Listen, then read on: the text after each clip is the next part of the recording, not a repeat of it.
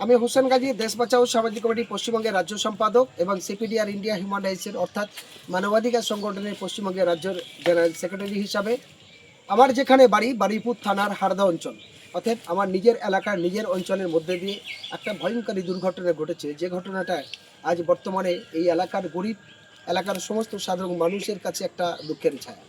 ঘটনা সূত্রে যেটা আমরা জানলাম যে আজকের সকালেই আমি খুবই ক্লান্তর মধ্যে ছিলাম, সে জায়গা দিয়ে আচমকাভাবে শুনলাম যে একটা ছেলের মার্ডার হয়েছে। সেই মতো অবস্থার নাম, ছেলেটার নাম কি? মিঠুন। কে টাইটেল? মিঠুন কুড়ালি। বাবার নাম হলো দুঃখে কুড়ালি। আমরা আসলাম তার বাড়িটা দেখাতে। এই সেই গরিব মানুষ। এই বাড়িটা দেখে কি মনে হয় যে কাউকে খুন করতে পারে বা কাউকে মার্ডার করতে পারে বা কিছু? ঘর বাড়ির পরিস্থিতি যা এসে দেখলাম সেটা ভয়ঙ্করী চেহারা। আমি দেখাতে চাইছি এই বাড়িটার অবস্থা কত ভয়ঙ্করী খারাপ।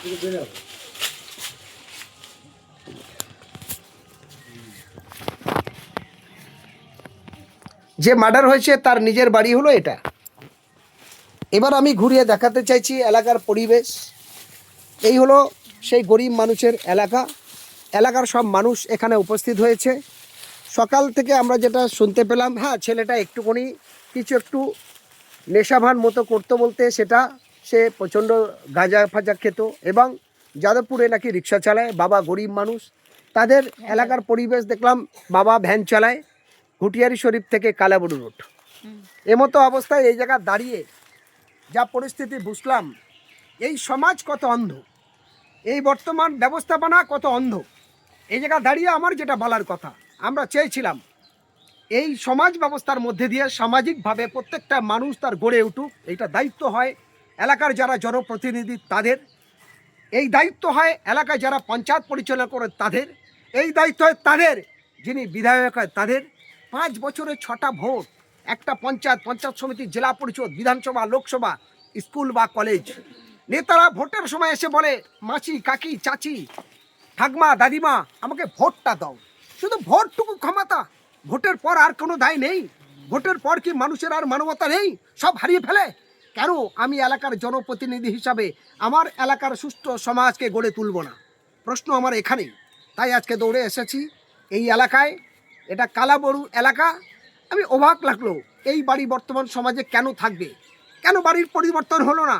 এই মানুষ যদি নেশা করে বা অন্য রাস্তায় চলে, এই গরিব মানুষকে পরিবর্তনে শিক্ষিত সমাজ তৈরি করা, বেকার থেকে কর্মহীন থেকে কর্ম ব্যবস্থানে তৈরি করা, সুস্থ সামাজিক, যদি পাগল হয়, অসুস্থ হয়, তার মেডিকেল আছে, চিকিৎসা করানো, ভালো দায়িত্ব। এই দায়িত্ব থাকে কার? এলাকার জনপ্রতিনিধি। দুর্ভাগ্যের বিষয়, এই সমাজ ব্যবস্থা মানুষকে ধোকার বোকা দিয়ে আবারও বলছে আমরা সমাজ ব্যবস্থার পরিবর্তন চাই।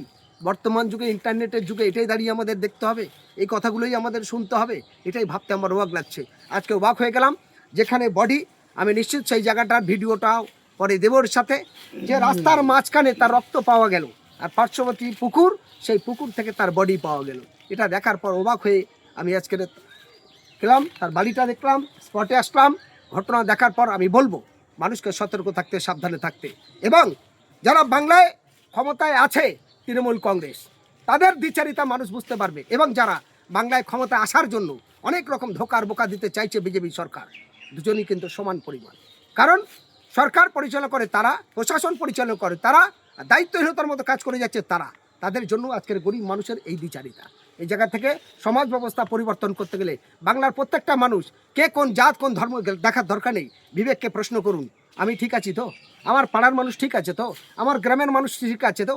সমাজ ব্যবস্থা বদলাতে গেলে একজনের দ্বারা হবে না, সবাই ঐক্যবদ্ধভাবে কাঁধে কাঁধ মিলে রুখে দাঁড়িয়ে এই ব্যবস্থাপনা পরিবর্তন করতে হবে। এটাই আমাদের দাবি, এটাই সমাজ ব্যবস্থার দাবি। তাই ভগবান আল্লাহ ঈশ্বর গড বলছে, হে মানুষ, তুমি পৃথিবীর সর্বশ্রেষ্ঠ, তাই তোমাকে বাঁচতে হবে, পাড়ার সমস্ত ব্যবস্থা তোমাকে ঠিক রাখতে হবে। সেই ব্যবস্থা এগিয়ে আসার জন্য আসুন পরের ভিডিওটা আপনাদের দেখাবো।